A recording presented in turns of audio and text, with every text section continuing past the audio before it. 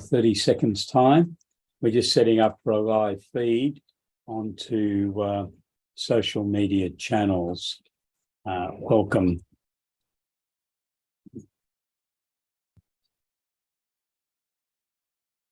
If you have any questions during the webinar and you'd like to raise these, please send me a note on the computer, or you can send us an email after the event. So welcome very much to this webinar today. I'm Peter Towers, Managing Director of ESS BIZTOOLS.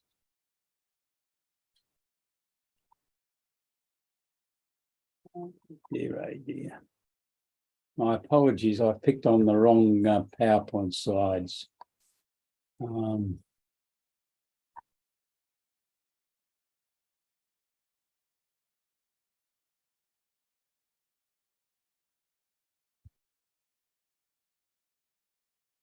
just get the right PowerPoint slides in a moment so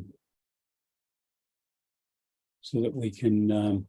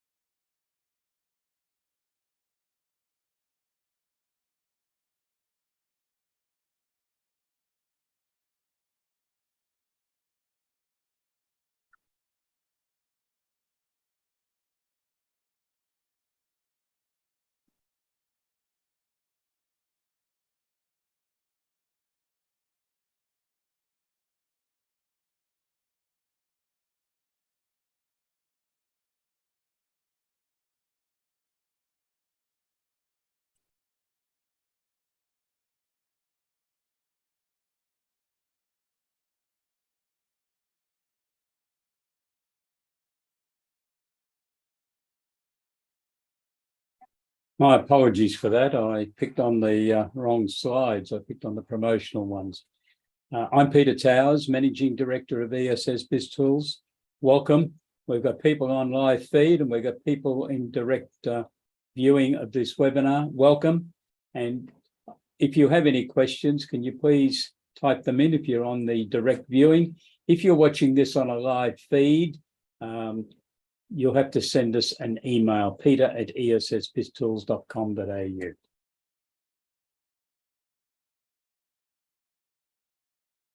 How do I commercialize my invention?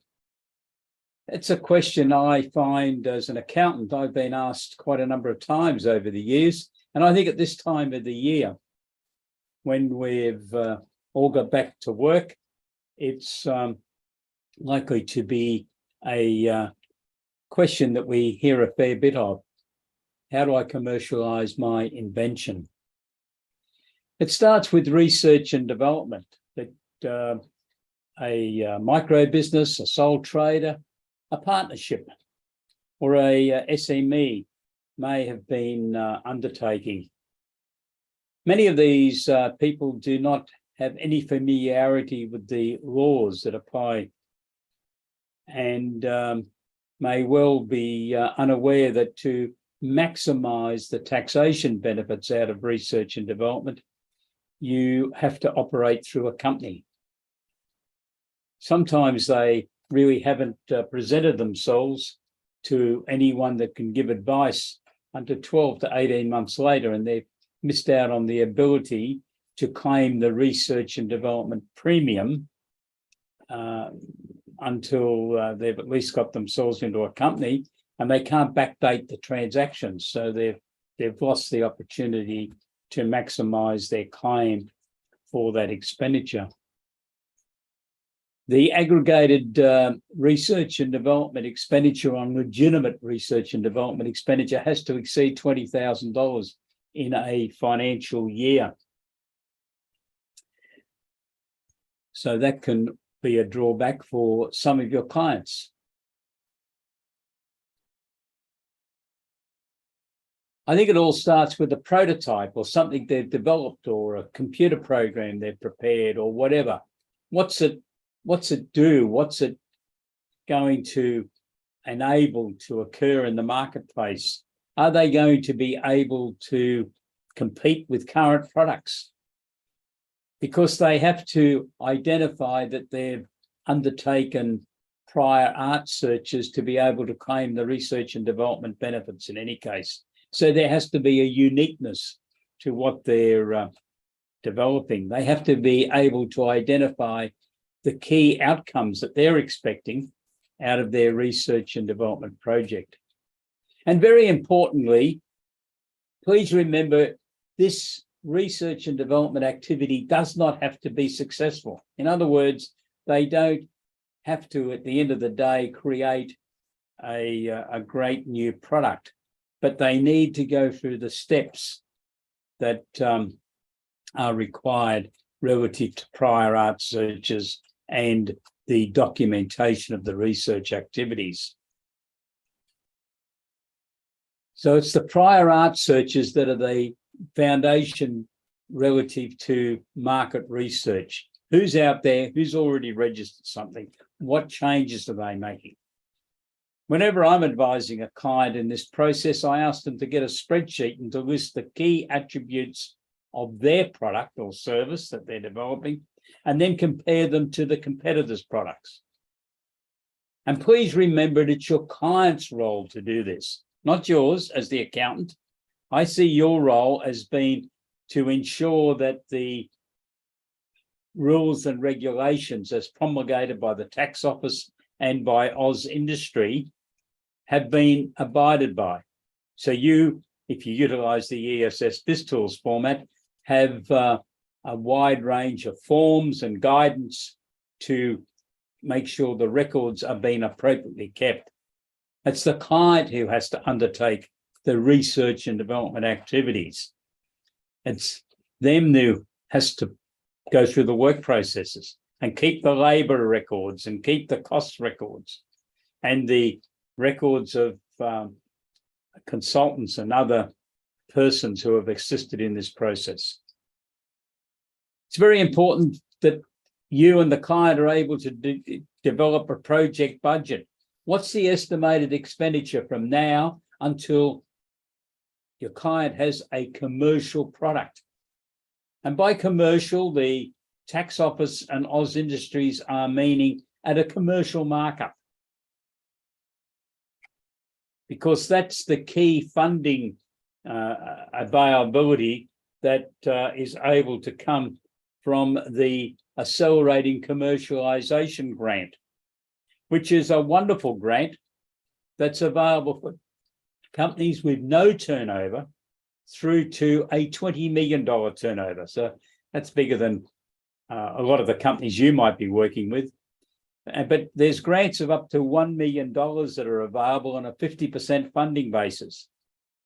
And these companies, similar to some of your client companies, can get that sort of funding. Now, it's interesting if you think about $1 million on a 50% funding.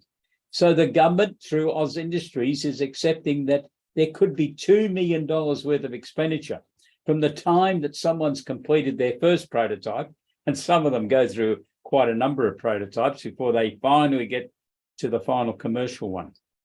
But $2 million is a lot of money that may have to get spent to get that product into a commercial status. There's another government program called Innovation Connections, which assists in finding an expert, could be a university, to undertake an examination of the prototype to see what can be done with it, what improvements and changes could be made. Now, this support is only available for companies, which is in accordance with the government's general policy that the support for research and development is directed at companies. These companies need to have a minimum turnover of $1.5 million. And in Northern Australia, that's north of the Tropic of Capricorn, but the whole of the Northern Territory, that turnover only has to be $750,000. I think it's a little unfortunate that those turnover levels are so high, because there are a lot of people who undertake research and development who are sole traders, who are very small micro businesses, who might not even be in business at this stage. And they could benefit by being able to access this type of support. But that support is there, and it's a very important component of the commercialization process. So let's move then into how they're going to look at their funding. What funding is going to be required? Your client's going to need to sit down with you for the preparation of budgets and a cash flow forecast to identify the cash shortfall, because if an application is going to be made to accelerating commercialization grant through Oz Industry, you have to apply for a sum of money. So you have to have a project budget to submit to Oz Industry for a review. And they will assess whether you need that amount, your client needs that amount of money. And that grant will include salaries, wages for the company directors, up to a maximum of $150,000 for the year. But you can make a special application for a higher amount. That's probably more for an arm's length expert that you need to engage. Now, I've had clients spend a couple of $300,000 on the wages component in an accelerating commercialization grant application. So it's quite good. So you need to know what it's going to cost so that you can understand what the commercialization process is going to be. So then you're going to be faced with a question and a discussion with your client. Well, where are you going to get this money from? We've done this projection. We've identified that there's still, let's say, $750,000 to spend on this project to get it to what we think you and your client will be the commercialization process. What can then be done? You need to look at what opportunities the client has to get hold of money. It might be through borrowing money, but does your client have security that can be offered for a lender to lend them money?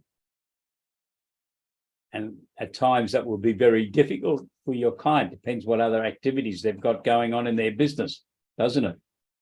We then have Section 708 of the Corporations Act.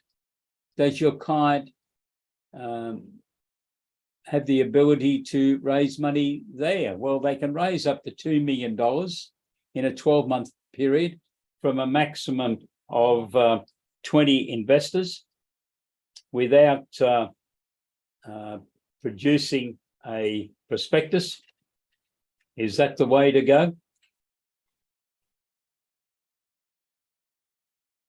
You could have a look at that. We then have crowdsourced funding equity raising, where a company can raise up to $5 million in 12 months from the public.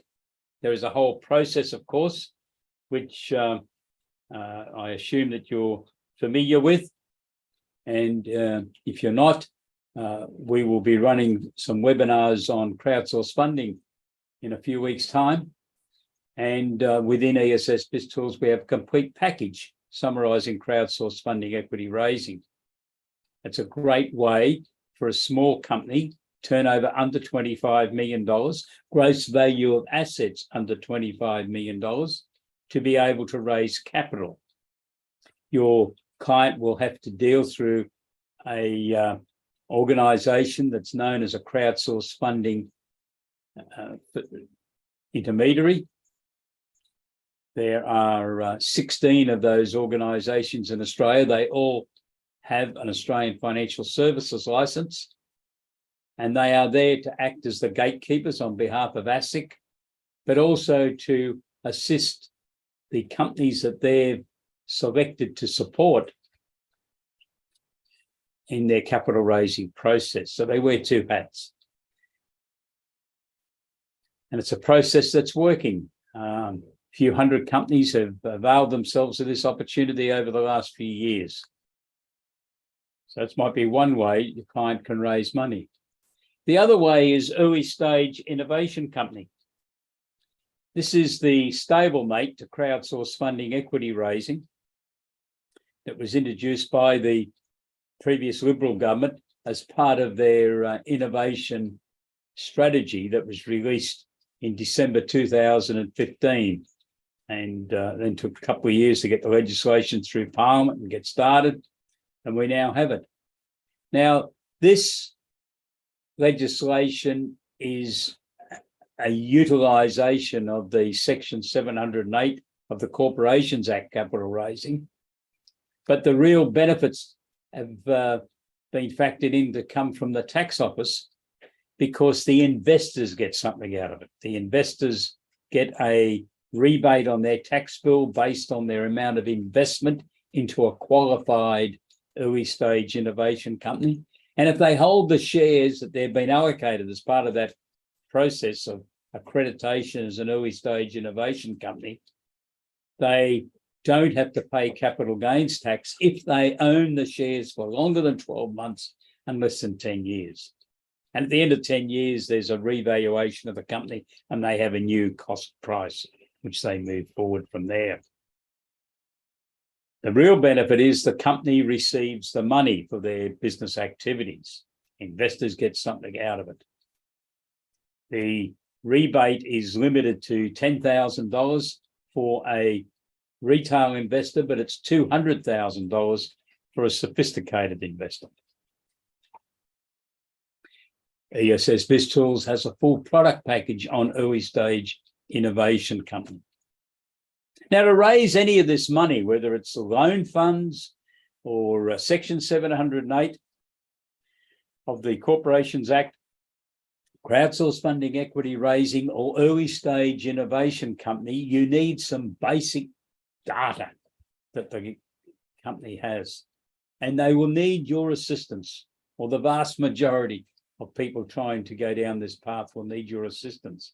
And you would probably have been involved already in the accelerating commercialization grant application, if that's what they elected to do. Incidentally, if you're applying for crowdsource funding equity raising, you need to tell AusIndustry where the company is going to get its matching money.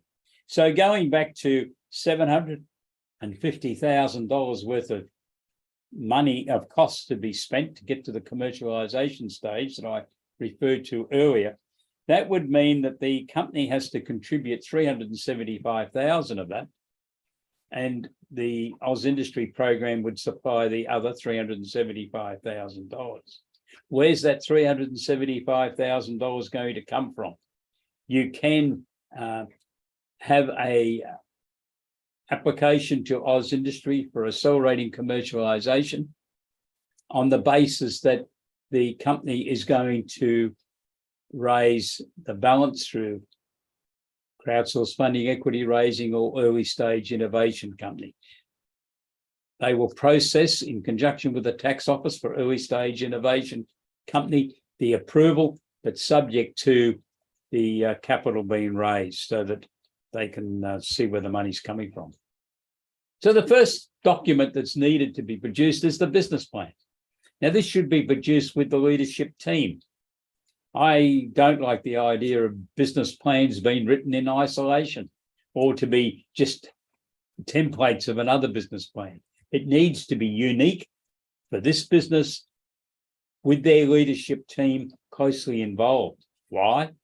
Well, it's the leadership team that's going to have the responsibility of implementing this business plan.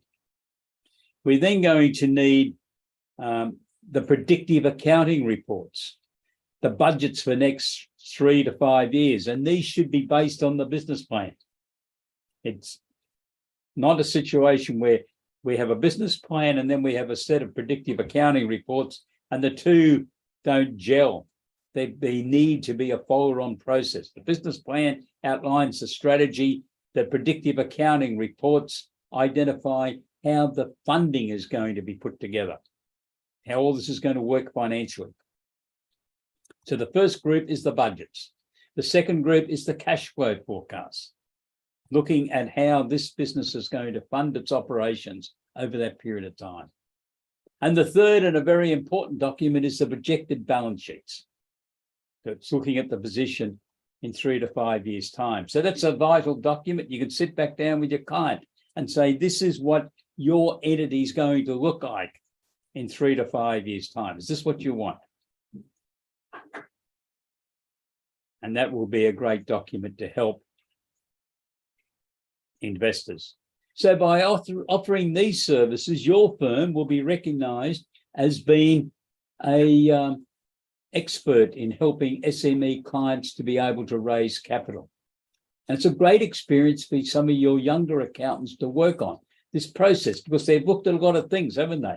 They've looked at working with a small business that's come up with an idea, come up with a vision, looked at how they go about doing their market analysis and comparison of the good points in their product to others that are already in the marketplace. Looks at how they're going to fund from their prototype through to the commercialization process, that they're ready to go into the commercial market. You've considered whether they need to try to apply for a special government grant called Accelerating Commercialization. And that's a separate application, of course, and it takes a bit of time to do that application. To get $1 million or potentially $1 million off the government, you've got to give them a lot of information. And then we go through the business plan, budgets, cash flow, and projected balance sheet stage, so that your client's then in a position to talk to investors. But you may have had a couple of other diversions, because if you are trying to assist your client to get the credibility of being an early stage innovation company, there is a potential that an application will have to be made to the tax office if you are applying under the principles test. However, if your client is going to qualify under the gateway test, it's a matter of documenting how they've achieved the 100 or more points from having undertaken various items. There's 8 of them that are specified within the legislation. And if they're going down the the crowdsource funding equity raising process, they need to produce a crowdsource funding offer document, which I imagine you would be the prime person to doing this. So you can understand there's a range of work here that will keep your team interested. And I can assure you it is definitely interesting and challenging work. Within ESS BIZTOOLS, we have the product packages to assist you in every facet of this journey that I've outlined to you today. It's all there. It's in our packages. You can subscribe to that on an individual basis if you like, or we have combined packages, which I'm going to refer to in a moment. And if you've got any questions on any of this, please contact me. So I want to know more. We've got 2 major packages: the advanced package, which includes everything that ESS BIZTOOLS produces, and we have the starter package, which is an introduction to some of these concepts. Really, to do the work that I've just referred to, you need a subscription to the advanced package, because it covers everything that we have discussed today. The starter package can be upgraded at any time to an advanced package. So you can start on the starter package and then upgrade. You might decide you want to subscribe now, where your subscription for the advanced package, this is the upfront discounted subscription, is $6,500, including GST, and you include 4 of the holiday packages which we've secured, and there's full details of that package offering on our website. The starter package is for $2,100 and includes GST and includes 1 of the holiday packages, which, as I said, details are on our website. And you all receive the benefit of our afters promise. These are the commitments we have made to all of our members, our subscribers. This is what we will do after you pay your subscription to us. We just don't leave you. We continue to give you ongoing support for the full 12-month period, and hopefully in the next 12 months, because you've renewed your subscription. So hopefully that's given you an overview. We have a full program of upcoming webinars. On next Wednesday, on the 1st of March, we have Leaders Are Readers. This is based on the material produced by Trevor Marchant and Eve Dallas, Marchant Dallas Consulting, and is part of the Boss Factor Library that ESS BIZTOOLS are promoting. And you can subscribe to that package, which only costs $495, including GST, for 12 months. We're going to take you through this process on the 1st of March. The accountants and bookkeepers' role in assisting SMEs in research and development claims. We're going to go into more detail on research and development and point out why I believe that if you're utilizing the system which we have developed at ESS BIZTOOLS, that accountants and bookkeepers can play a role in assisting clients to at least get started on the research and development phase. That's on the 8th of March. On the 15th of March, we're knowing your client an inch wide and a mile deep. In giving advice on business advisory services or virtual CFO services, you need to know a lot more about your client than what you probably know at present if you've only been handling income tax and the preparation of an annual set of financial accounts. You need to understand their internal control processes. You need to understand what happens in the day-to-day activities of the business. Where does purchases come from? Where's it stored? How are the stock records maintained? A whole range of activities that you probably don't know much about if your role up to this stage has been primarily taxation. So we're going to go through that so you get an understanding. And the concept of an inch wide and a mile deep has came to us from an American accountant, Adam Hale, that we have been working with on the concept of virtual CFO services that is now becoming very popular by American accountants. The next webinar is on the 22nd of March, where we're going to look at offering services over 52 weeks.